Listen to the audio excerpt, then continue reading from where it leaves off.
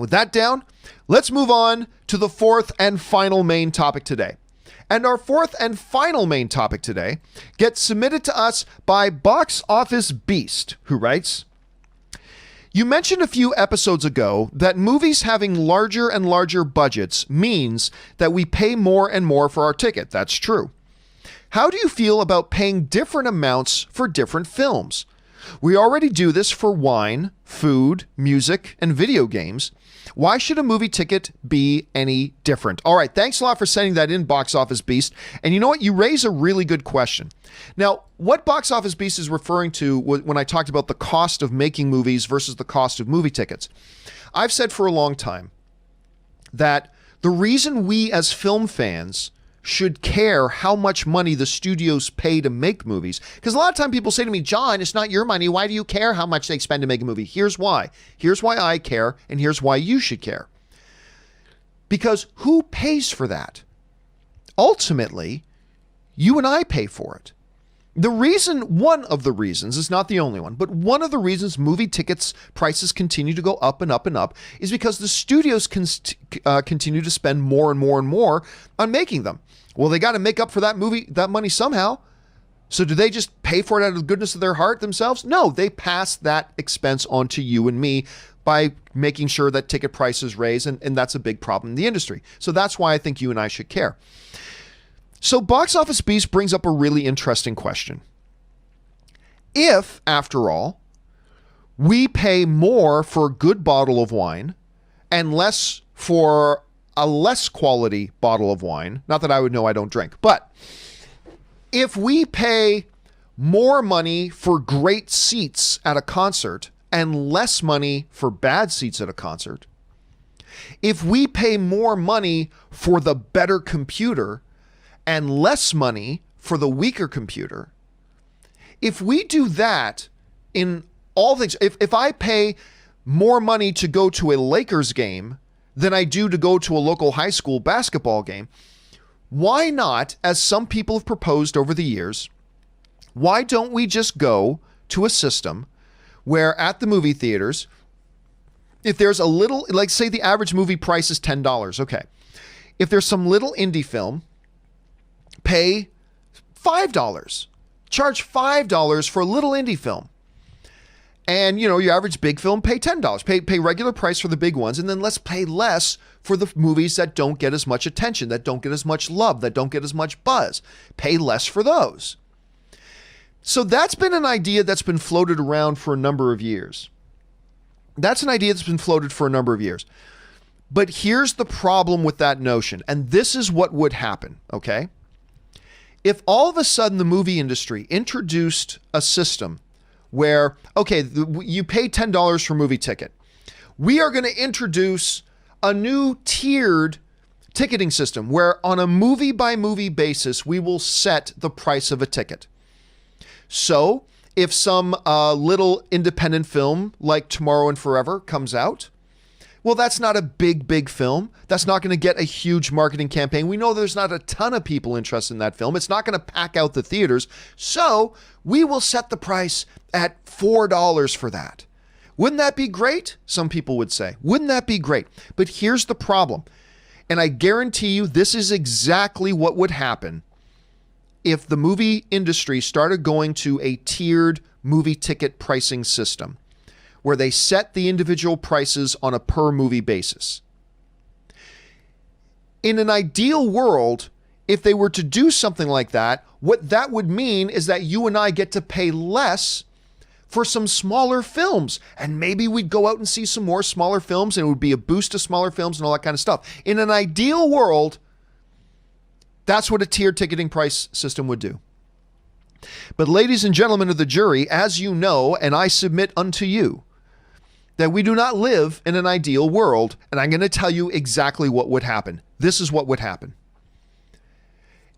Operating on an average, I think the average movie ticket price is $10. I think that's on a nationwide average, the average movie ticket cost is $10. I pay like $20 at my local Los Angeles theater here, but I believe the national average is like $10. So let's go with that for a second. What would actually happen is you wouldn't end up paying less for the smaller film.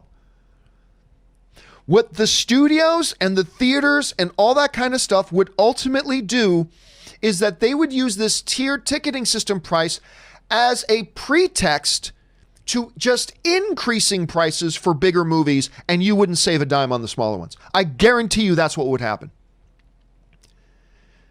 The pretext of, the smaller films will be less expensive, and, the bigger popular ones, the next Avengers film, the next Batman film, the next Star Wars film, the next Mission Impossible film, whatever. Yeah, and those will cost more. But what would happen is maybe the price of Forever and Tomorrow would drop to $9 from $10. Maybe they would drop it from $10 down to $9, I should say. Maybe. But they're going to more than make up for that when the next Avengers movie comes out. In your theater that you normally pay $10 a ticket, they're going to charge you $16. They're going to charge you $16. When the next Mission Impossible film comes out, maybe there's a small indie film playing that you'll pay $9.50 for, so you're saving 50 cents from your $10. But when the next Mission Impossible film comes out, they're going to charge you $13.75 for the ticket. So in every way that you think, in an ideal world, we'll pay less. No, you won't. You won't and I won't. They would use that multi-tiered system as a complete pretext to get more money from you and me. And at the end of the year, when we add up all the movies that we saw and how much would we have spent if every ticket was still just $10 versus how much money did we actually end up having to spend because of this tiered system, I guarantee you it's going to be a significant amount more. So I get it. To people like you and me, the idea that we could lower the prices of some movies that we may not be as keen on seeing, but that would be a good way to support them by dropping prices on those and whatever. But that's not what would happen. We would get modest, if any, savings on the small films while getting significant price increases on the big films. Now, getting back to your question, Box Office Beast, of, we do this for almost everything else. It's true. I'm going to spend $5 on a concert ticket to see Bob and the Ruffians, but I'll spend $500 to go see a U2 concert. So you're right. It does exist on every other level. And that's a good argument. I'm just telling you, though, if they ever did implement something like that, if they ever did, and they probably will at some point, at the end of the day, it's going to end up not saving you and me money. At the end of the day, it's going to end up costing you and me money. As a matter of fact, there are some theater chains that tried experimenting with different prices for different seats, right? Remember this?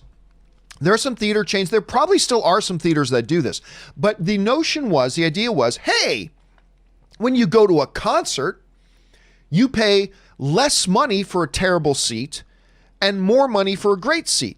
And there was some experiments being done. And again, there might be some theaters that still actually do this. So there's some experiments done that, okay, what if in a movie theater we do the same thing? Like, hey, if you get stuck in the back corner, instead of paying $10, you pay $8. Or if you get stuck in the front row in a neck breaker seat, nobody wants the neck breaker seat. Okay, that's $7 instead of $10. You'll pay less for the terrible seats, all that kind of stuff. But ultimately what happened was, when every ticket in that theater was on an average of $10, that meant the average ticket price was $10. Obviously, right? Every single seat was $10. The average ticket price was $10. When they did these studies, though, about theaters that implemented these differences, if it was being done fairly, the average ticket price should still end up being $10. Okay, the better seat was $12 and the worst seat was $8. The average ticket still should end up being $10, right? But what happened was, when they tried doing these things and, charging more for the better seats and less for the worst seats, there were studies done and the actual average ticket price went from $10 to like $11.75. Now, $1.75 doesn't sound like a lot, but basically, it just goes to show, once they start putting different tiers of pricing levels in, prices start to go up overall. And I think that's exactly what we would see happen if they went to tiered pricing with movie theaters. So I don't know, guys. What do you think? Maybe you're convinced. Maybe you actually believe, John, you're just being alarmist. You're worrying about a slippery slope argument. It would actually work out just fine, and this could be good for us as film fans. Maybe you feel that way. Maybe you've got a good reason to feel that way and you've got a good argument. Jump down into the comment section below and let me know what you guys think about all that. Okay, guys,